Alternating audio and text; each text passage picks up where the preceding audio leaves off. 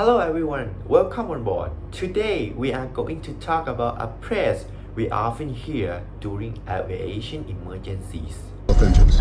Mayday, Mayday, Mayday, this is Cactus 1549. Yes, this word had a fascinating meaning and origin.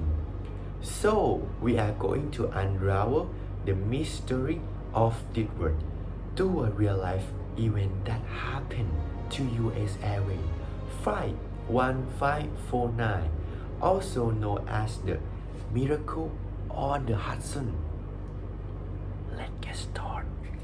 On January 15, 2009, the world witnessed an incredible event over the icy water of the Hudson River. US Airways Flight 1549 had just taken off from LaGuardia Airport when it encountered a flock of birds, causing both engines to fail.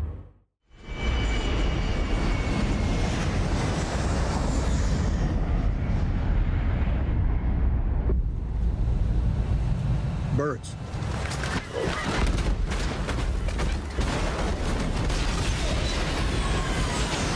Captain Cecily Sully Sullenberger, a highly experienced pilot, he made a split-second decision to land the plane in the Hudson River.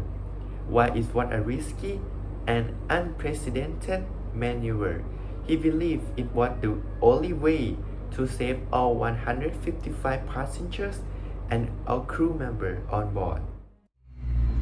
We had both of them rolling back. My aircraft. Your aircraft. Get at the QR engine. Priority left. Loss of thrust on both engines. Mayday, Mayday, Mayday, this is Cactus 1549. Hit birds, we've lost thrust on both engines. Okay, what do you need to land? Wind shear. Back one off, then on.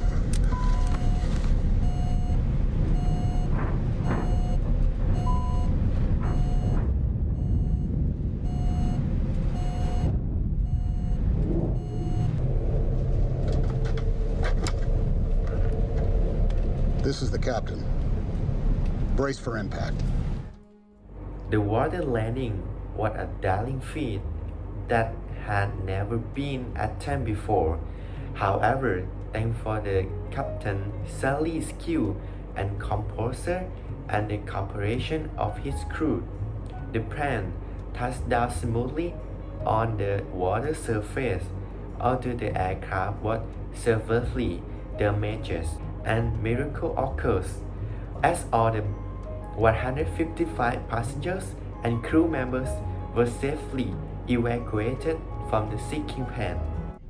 Pull up, pull up, pull up, pull up, pull up, pull up, pull up. We're gonna brace. Pull up, 30. pull up, 20. pull up.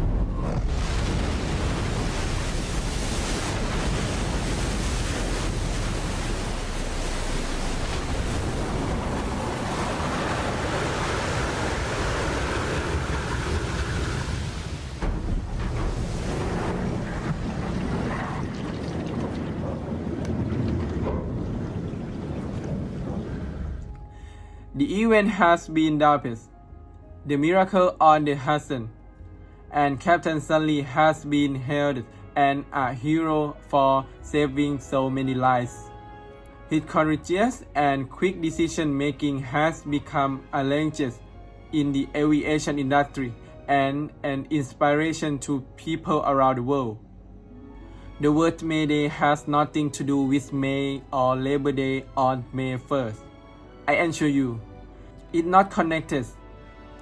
If we're going to track back to the origin of the word Mayday, we need to first examine the origin of the word itself.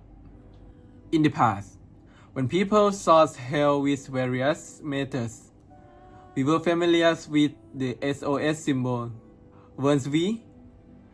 It's an abbreviation to save all souls, which means help my soul or something along those lines. the SOS symbol, which is used to send a message for help, has been in use since the days of sending telegram and similar communications. The issue with sending numbers is that in the past, there was no sound transmission like this, correct? There were no video recordings, phone calls, or anything of that sort. So when there was a signal to each other, it had to be sent using something called Morse code, a method of sending messages in the form of a series of signals, sounds, or taps represented by lines and dots. It is a language used worldwide and can be likened to the sound of letters. The code was first introduced in the mid-1830s. Which is a combination of short tap and long tap. It should be combined to say tap like this is the letter. The Morse code will combine their two knobs to create the letter. These lines to form this letter regarding SOS symbol. I'm mentioning it just in case anyone needs to use it. I hope you won't need to use it, but I'm letting you know just in case. It's 3 short knocks, 3 long knocks, 3 short knocks. For instance, like this. This is a SOS. 3 short tap at the letter Sierra, 3 long tap at the letter Oscar, 3 short tap again for another Sierra. People use this SOS signal to call for help for a long time. However, as we moved away from using telegraph Morse code was no longer used. Instead, we started using sound signals. The problem with using sound for the letter Sierra is that it's quite difficult to pronounce clearly, and when heard over a radio, it can sometimes be confused with the letter fructose, leading to misunderstanding. Therefore, a new discrete signal was needed that was better suited for vocal communication. And yes, it's believed that Frederick Stanley Markford, a freshman working at Croydon Airport in London in the 1920s, came up with the term Mayday. At that time, most planes flying to London were from French. As people were searching a suitable distress call, Markford thought it would be best to use a French word that could be understood by English speakers. Thus the word Mayday, which means help me in English, was chosen to avoid misunderstanding. It must be repeated 3 times. Therefore, help. You must say Mayday, Mayday, Mayday loudly. According to international regulation, this term should only be used in emergency situation. Using Mayday in non-emergency situation, it will be prohibited and may even be illegal. And there's another term used when aircraft has minor danger. It's called pan.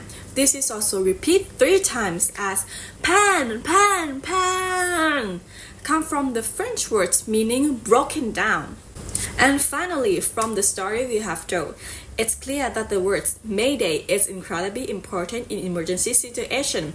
Knowing and understanding the meaning of this word will help us deal with unexpected situations calmly, and hopefully none of us will have to face such a situation. Bye! See ya!